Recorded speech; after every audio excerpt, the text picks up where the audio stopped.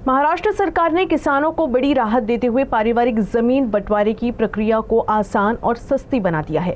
इस फैसले पर प्रतिक्रिया देते हुए महसूल मंत्री चंद्रशेखर बावनकुले ने बताया कि अब बहन भाई या परिवार के सदस्यों के बीच आपसी सहमति से जमीन का बंटवारा करने के लिए तहसीलदार की मंजूरी की आवश्यकता नहीं होगी।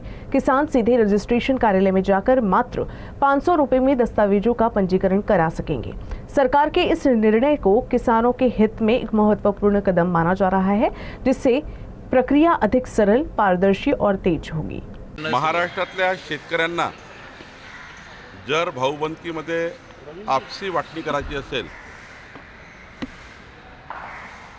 शेतीमध्ये त्यांना आपले भावाचे आपसामध्ये वाटणी करून त्याचं रजिस्ट्रेशन करायचं असेल तर आधी तहसीलदारकडे जाऊन आपसी वाटणी पत्राला मान्यता घ्यावी लागत होती।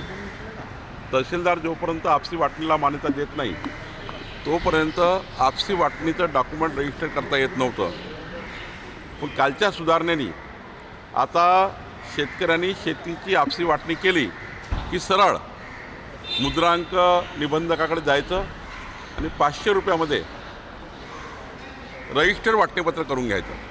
कुठलीही नोंदणी फ्री, कुठलंही शुल्क लागणार नाही आणि त्यामुळं शुल्क नाही, त्या ठिकाणी कुठलाही नोंदणी फी नसल्यामुळं 500 रुपयामध्ये मात्र आता सरळ शेतकऱ्यांना आपलं डॉक्युमेंट रजिस्टर करता येईल।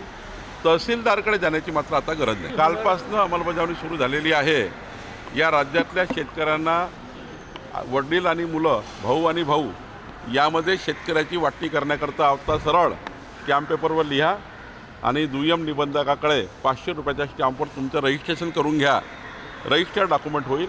तहसीलदारकडे जाण्याची गरज नाही।